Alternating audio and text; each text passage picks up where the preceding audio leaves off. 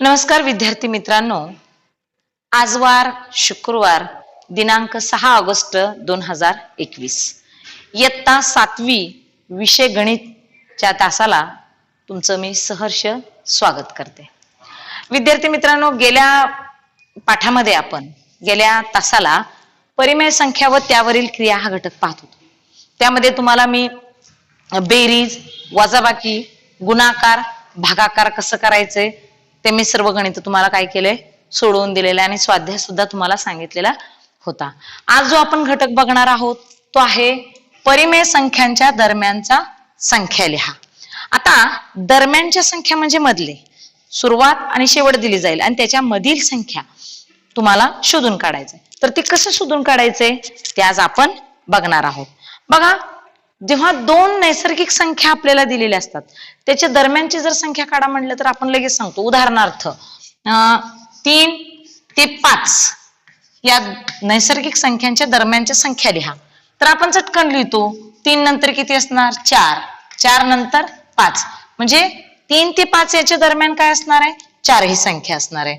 किंवा 25 ते 30 च्या दरम्यानची संख्या लिहा. नैसर्गिक संख्यांच्या मधील दरम्यानच्या संख्या लिहायला सांगितल्यावर आपण काय करणार 25 नंतर 26, 27, 28, 29 आणि 30. दरम्यान म्हणजे हिथून ज्या पहिला अंक सोडून दुसऱ्या मधले जेवढे गाळलेले अंक आहेत संख्या आहेत ते आपण लिहितो. तुमचं लक्षात आलं का की दरम्यानच्या संख्या म्हणजे कोणकोणते झालेले आहेत ह्या. आता जेव्हा दिलेल्या दोन पूर्णांक संख्या असतील, पूर्णांक संख्या म्हणते मी, मग पूर्णांकामध्ये काय येणार ऋण, धन, शून्याचा सहभाग असणार आहे. आपण संख्या रेषा शिकलोय का नाही. त्या संख्या रेषेवर आपल्याला इथं आरंभ बिंदू आणि इकडं ऋण 1, ऋण 2, ऋण 3, धन 1, धन 2, धन 3 हे असं दिलेलं होतं. बरोबर आलं लक्षात तुम्हाला. यांना पूर्णांक संख्या म्हणतात. कशाला शून्य, धनसंख्या आणि ऋणसंख्या यांच्या संख्या समूहाला काय म्हणतात पूर्णांक संख्या म्हणतात. मग यामधील जर संख्या समूह यामधील जर संख्या दरम्यानची संख्या जर मोजायची असतील, बघायची असतील तर मग आपण कसं बघणार. तर त्याचं एक उदाहरण बघू म्हणजे तुम्हाला अजून थोडंसं कळेल. हे लक्षात आलं तुम्हाला दरम्यानची संख्या कशाला म्हणतात ते. आता बघा, एक उदाहरण घेऊ म्हणजे तुमच्या लक्षात येईल. बघा, आता समजा दिलं ह्यांनी की ऋण 2, ऋण 1, 0, सॉरी तुम्हाला सांगितलं ऋण 3 ते 3 या पूर्णांक संख्येमधील दरम्यान यांच्या दरम्यानातले संख्या काढायचे. काय सांगितले दरम्यानच्या संख्या लिहायला सांगितले. मग आपण संख्या रेषेवर जर बघताना बघितलं तर हे 0 आहे. बरोबर, आपल्या या उजव्या इकडून हाताला काय आहे धनसंख्या आणि आपल्या डाव्या हाताला ऋण संख्या आहेत. बघा इथं आहे की नाही असं आठवतं तुम्हाला. आणि इकडं धन 1, धन 2, धन 3. आता काय सांगितले ऋण 3 ते धन यांच्यामधील संख्या म्हणजे हे संख्या येणार. बघा बाळा, म्हणजे ऋण 3, ऋण 2, ऋण 1, 0, धन 1, धन 2 आणि धन 3. लक्षात आलं दरम्यानची संख्या तुम्हाला. म्हणजे काय, ज्या वेळेस परिमेय संख्यांच्या दरम्यानच्या संख्या काढायच्या असतील त्याच्या आधी तुम्हाला नैसर्गिक संख्या असतील, पूर्णांक संख्या असतील यांच्या दरम्यानच्या संख्या कशा काढतात हे लक्षात येणं गरजेचं आहे. आता बघा हे कसं काढलं आपण. तर तुमच्या लक्षात आलं असेल की पूर्णांक संख्येच्या दरम्यान असणाऱ्या संख्यांची संख्या ह्या 7 म्हणजे मोजता येतात. ह्यांच्या दरम्यानच्या संख्या आपल्याला काय होतात मोजता येतात. आता 1 ते 2 या कोणत्याही दोन परिमेय संख्या आहेत. मग त्यांच्या दरम्यानची संख्या मोजायचं असेल तर त्याला काय करतो आपण बघूया. आपण आता काय काय पाहिलं ती घेऊया आधी. आपण काय पाहिलं आधी दिलेल्या दोन नैसर्गिक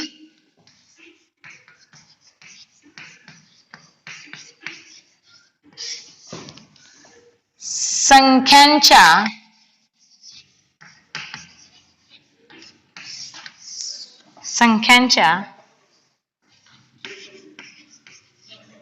दरम्यान असणाऱ्या संख्या आपण हे बघितलं आणि उदाहरण सुद्धा बघितलं की दिलेल्या दोन नैसर्गिक संख्या असतील तर त्यांच्या दरम्यान असणाऱ्या संख्या कोणकोणत्या आहेत हे पाहिलं आपण. त्यानंतर पाहिलं आपण दिलेल्या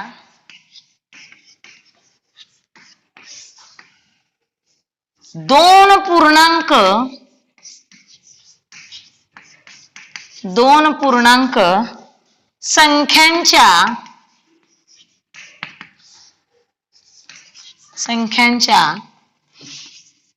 दरम्यान असणाऱ्या संख्या हेही पाहिलं आता आपण. असणाऱ्या संख्या.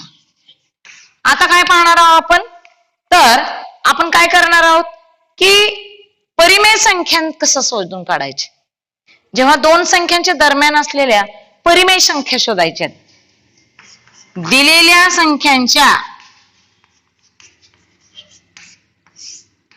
दिलेल्या दोन संख्यांच्या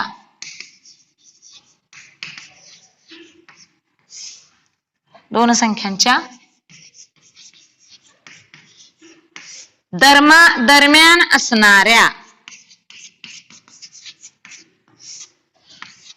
परिमेय संख्या. आता हा आपण प्रकार बघणार आहोत. परिमेय संख्या हा प्रकार बघणार आहोत. आता दोन परिमेय संख्येसाठी एक उदाहरण बघूया आपण म्हणजे तुमच्या लक्षात येईल. 2/7 आणि 6/7. आता हे तुम्हाला माहितीये यांच्या दरम्यान कोणकोणती संख्या असू शकतात. बघा यांच्यामध्ये कोणकोणती असू शकतात. 2/7, 3/7, 4/7 आणि 6/7. असं एका ओळीत लिहिलं तर चालेल का. नाही चालणार. तर ही काढण्यासाठी काही सूत्र आहेत. हे जे काय आहेत 5/7 आणि नंतर 6/7 यांच्या मधील दरम्यान असणारी ही संख्या आहेत. कोणकोणते 3/7, 4/7, 5/7. बरोबर. पण हे कसं निघतं बरं तर आता ते उकल बघू आपण. त्याचं उत्तर कसं काढता येईल ते बघायचं आता आपण. बघा आता इथं काय येईल ज्या वेळेस दोन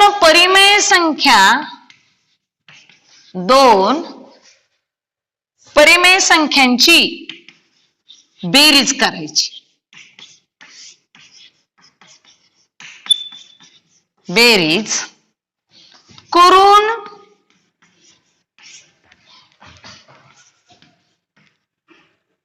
आलेल्या बेरजेला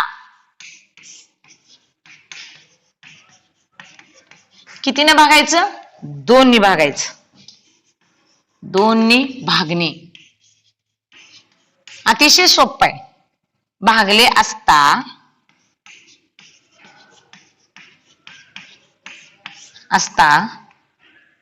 येणारी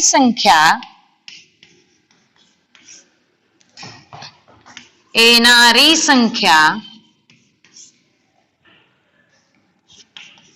त्या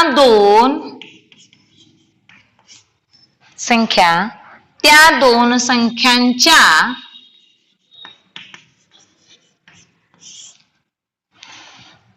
दरम्यान असते. बघा काय सांगितलंय. जेव्हा परिमेय संख्यांच्या दरम्यानच्या संख्या लिहायला सांगितलेला असेल त्यावेळेस आपल्याला माहितीये 2/7, 4/7 आणि 5/7 येणार आहे.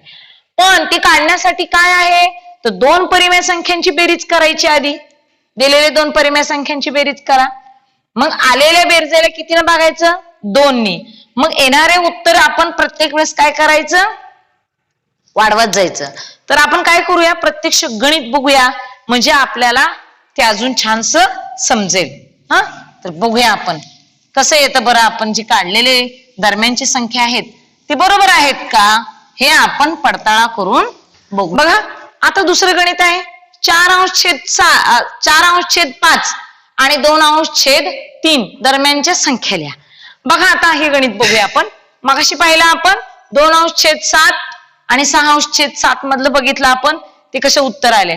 आता काय करूया, छेद वेगळे आहेत, भिन्न छेद आहेत, मग कसं उत्तर काढायचं बघूया.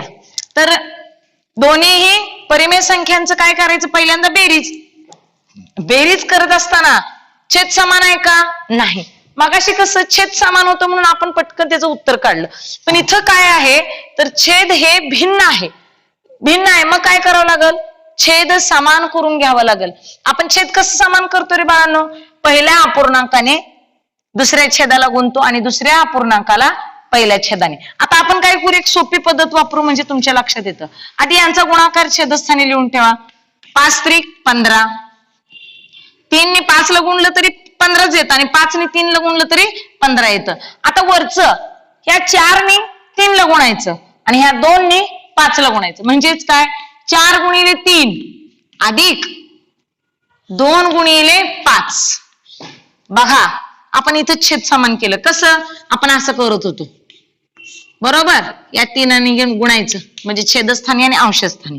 परत 2/3 × 5 × 5, 3×5 = 15, 3×5 = 15 आणि मग असा करत होतो. तर मी आता काय केलं, डायरेक्ट तुम्हाला शिकवलं की ह्या दोघांचा गुणाकार इथं मांडायचं, छेदाचा आणि अंशाचा दुसऱ्या छेदाचा गुणाकार घेतला.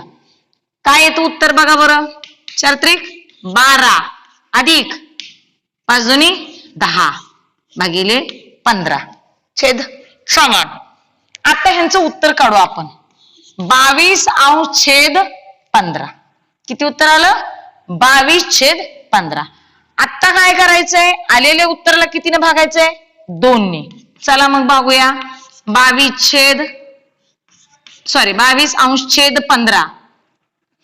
आपण इथं भागाकार भागिले 2 करतोय, म्हणजेच काय गुणाकार व्यस्त कसं येणार,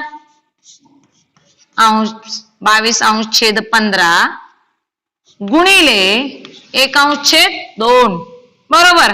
आता आहे तसं गुणाकार करून बघायचं. 22×1=22.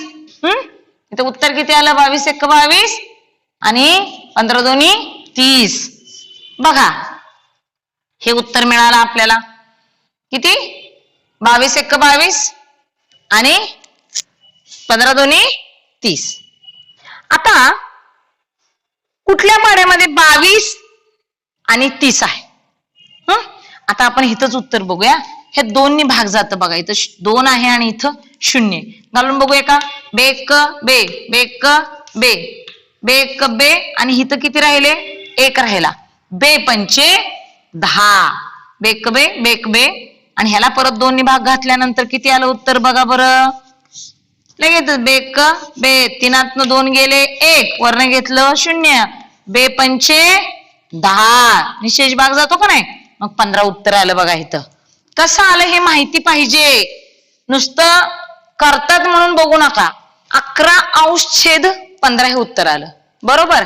आता काय करायचं आपल्याला, 1 झालेले. आता 11/15 यामध्ये काय करायचं आपल्याला, 11/15 आणि 4/5 यांची काय करायची, बेरीज करायची आणि आलेल्या बेरजेला 2 ने भागायचंय. तर बघूया आपण आता ते कसं होतं.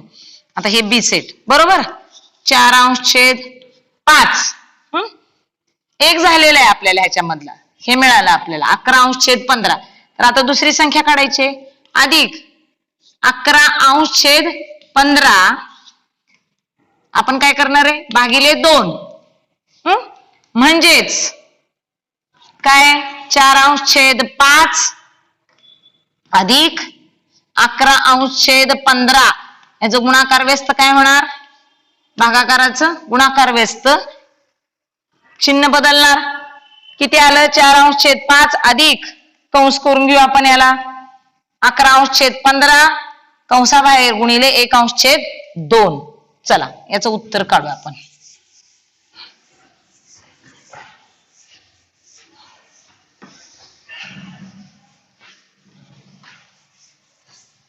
बघूया. बघा काय आलं 4/5 अधिक 11/15 कंस पूर्ण गुणिले 1/2. आता इथं 5 आणि इथं 15 आहे. दोन्हींचा छेद काय पाहिजे आपल्याला समान पाहिजे. मग 5 ला कितीनं गुणला असता 15 उत्तर येतं. 4 गुणिले 5 त्रिक 15. मग जे छेदाला गुणतो तेच अंशाला पण आणि 5 गुणिले 3 अधिक 11/15 गुणिले 1/2. हे मी का सांगितलं तर छेद समान होतं. मग किती आलं उत्तर बघा बरं. 4×12 आणि हे 15. आता छेद समान आलेत. आता बघा आपलं गुणाकाराचं क्रिया करायची. आता बेरीज करू आधी. किती आलं उत्तर 23. किती उत्तर आलं 23. 23/15 छेद समान आहे म्हणून एकदाच घ्यायचं गुणिले 1/2. आता ह्यांचा गुणाकार करायचंय. यांचा काय करायचं आपल्याला गुणाकार करायचं आहे. बघा 23×1 आणि छेद आहे 30. 15×2 30. हे आपलं काय झालं उत्तर आलं ह्याच्या दरम्यानचं. म्हणजे बघा आपण काय काय पाहिलं ह्याच्यामध्ये. एक आहे 11/15. काय काय पाहिलं आपण इथं घेऊ 11/15 आणि दुसरं घेतलं आपण 23/30. आता आपल्याला काय करायचंय 23/ अधिक 2/3 म्हणजे 2/3 आणि 23/30 च्या दरम्यानची संख्या घ्यायची. चला घेऊया आपण ती संख्या. इथं वर लिहिते मी म्हणजे तुम्हाला दिसणार. हे गणित इथंच करूया आपण. बघा 23/30 अधिक 2/3 गुणिले 1/2 म्हणजे आपण जे भागिले करतो त्याचं काय केलं आपण गुणाकार व्यस्त करून लिहून काढलं चिन्ह बदललं. आता इथं 30 आहे आणि इथं 3 आहे. छेद समान करायचं. 3 ला किती न गुणला असता 30 उत्तर येतं तर 10 बरोबर. मग 3 ला 10 गुणले की 2 ला सुद्धा 10 गुणायचे. बघा 23/30 अधिक 10×2 20 आणि 10×3 आलं छेद समान गुणिले 1/2. बघा इथपर्यंत आलं. आता या दोघांची बेरीज करायला आपल्याला काही अवघड नाही. 23 आणि 3 मध्ये काय करायचं 3 आणि 2 आणि 2 4 30 गुणिले 1/2.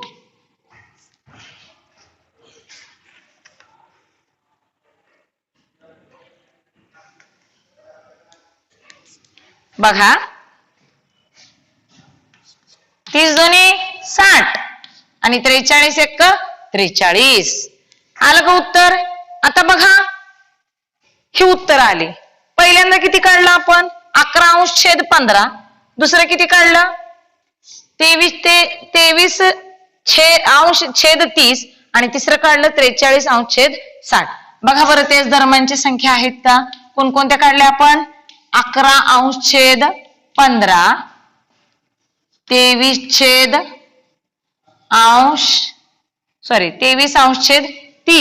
आणि 43/60 हे या दरम्यानच्या संख्या आहेत बाळांनो.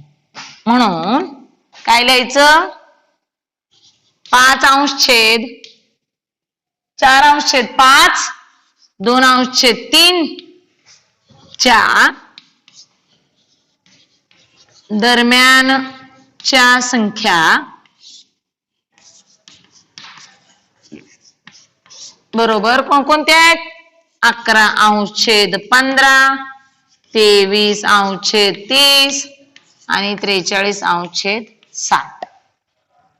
तर हे दोन गणित तुम्ही काय करा उतरून घ्या. पहिले गणित झाले ना आताच एक उतरून घ्या आणि पुढील घटक आपण काय करूया उद्याच्या पाठात बघूया. तुम्ही सराव संच 23 ह्यामधले मी दोन गणित सोडून दिलेले आहेत.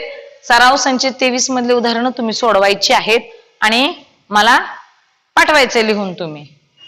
आणि नाही समजलं तरी सांगायचंय, आपण परत ते पाठ पुन्हा घेऊ.